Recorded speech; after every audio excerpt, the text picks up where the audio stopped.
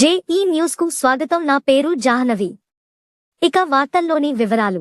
పెద్దపల్లి జిల్లా కేంద్రంలోని అంబేద్కర్ విగ్రహ కూడలి వద్ద దివంగత కాక వెంకటస్వామి 95వ జయంతి వేడుకలను శనివారం ఘనంగా నిర్వహించారు. పెద్దపల్లి ఎమ్మెల్యే విజయరమణారావు ఆదేశాల మేరకు పెద్దపల్లి మండల కాంగ్రెస్ పార్టీ ఆధ్వర్యంలో కాకా వెంకటస్వామి చిత్రపటానికి పూలమాలలు వేసి నివాళులు అర్పించిన కాంగ్రెస్ మండల అధ్యక్షుడు కడార్ల శ్రీనివాస్. ఈ సందర్భంగా శ్రీనివాస్ మాట్లాడారు. ఈ కార్యక్రమంలో కాంగ్రెస్ నాయకులు గుర్రాల రాజు, బొడ్డుపల్లి అశోక్, కనుగుట్ల సదానందం, గుమ్మడి ప్రసాద్ తదితరులు పాల్గొన్నారు.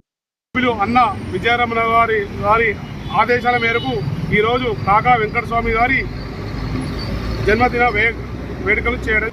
పెద్దపల్లి జిల్లాలోని పెద్దపల్లి నియోజకవర్గంలో అంబేద్కర్ విగ్రహం దగ్గర కాకా వెంకటస్వామి గారి పుట్టినరోజు సందర్భంగా చిత్రపటానికి పూలమాల వేయడం జరిగింది.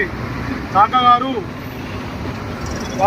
వారు పెద్దపల్లి పార్లమెంటు సభ్యునిగా 4 సార్లు చేయడం జరిగింది. సిద్దిపేట నుండి 3 సార్లు చేయడం జరిగింది. వారు పెద్దపల్లి పార్లమెంటు సభ్యునిగా సిడబ్ల్యూఎస్ మెంబర్గా, కార్మిక శాఖ మంత్రిగా, జౌళి శాఖ మంత్రివర్యులుగా చేయడం జరిగింది. వారు తెలంగాణ ఉద్యమంలో ఎన్నో ఒడిదొడుకులు వచ్చినా కూడా తెలంగాణ కోసం పోరాడి యోధిన మన కాకా వెంకటస్వామి గారు ఒక ఎస్సీ, బీసీ, మైనార్టీ, బడుగు బలహీన వర్గ పేద ప్రజల కోసం నిరంతరం పాటుపడుతూ ప్రజల కష్టాలను తెలిసిన వ్యక్తి కాకా వెంకటస్వామి గారు.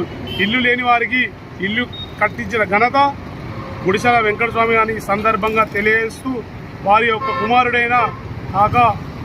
కుమారుడైన వివేకానంద గారు ఒక్కసారి పార్లమెంటు సభ్యునిగా చేయడం జరిగింది. మరియు వారి యొక్క తనయుడైన మనవడైన గడ్డ వంశీ గారు ప్రస్తుతం పార్లమెంటు సభ్యుడిగా చేయడం జరుగుతుంది. వారు ఈరోజు పెద్దపల్లి జిల్లాలోని పెద్దపల్లి నియోజకవర్గంలో కాకా వెంకటస్వామి గారి విగ్రహావిష్కరణ కావాలని ప్రస్తుత పార్లమెంటు సభ్యులు వెంకటస్వామి వివేక్ మనవడు వంశీ గారిని కోరడం జరిగింది. మరియు పెద్దపల్లి నియోజకవర్గ పరిధిలో చూసుకుంటే పెద్దపల్లి జిల్లాలో ఒక ఇండస్ట్రీస్ చేస్తే ప్రజలకు, కార్మికులకు కానీ ఒక ఉపాధి జరగడం జరుగుతుంది. వారి యొక్క సేవలు మరవలేని వారు ఎప్పటికీ పెద్దపల్లి పార్లమెంటు మరవకుండా సంక్షేమ పథకాల విషయంలో కానీ ఎంతో అభివృద్ధి చేయాలని పెద్దపల్లి కాంగ్రెస్ పార్టీ తరఫున కోరడం